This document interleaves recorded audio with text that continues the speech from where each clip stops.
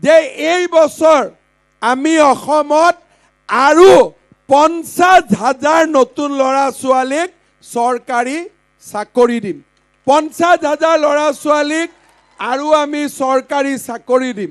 আজি মই আপোনালোকক ক'ব খুজিছো আমি 1 লাখ চৰকাৰী চাকৰি দিলো আৰু এইবাৰ আমি নতুনকৈ আৰু 50,000 চৰকাৰী চাকৰি আমাৰ ল'ৰা ছোৱালীৰ কাৰণে দিম। পুলিচত হ'ব, শিক্ষকত হ'ব। ল'ৰা ছোৱালীয়ে জানে যে পঢ়িলে চৰকাৰী চাকৰি পাম। মই যেতিয়াই মিটিঙত যাওঁ মোক ল'ৰা ছোৱালীবিলাকে কি সোধে যে দাদা আমাৰ পুলিচৰ নেক্সট ইণ্টাৰভিউ কেতিয়া হ'ব, দৌৰা কেতিয়া হ'ব? তেতিয়া মই কওঁ যে জুলাই মাহত হ'ব।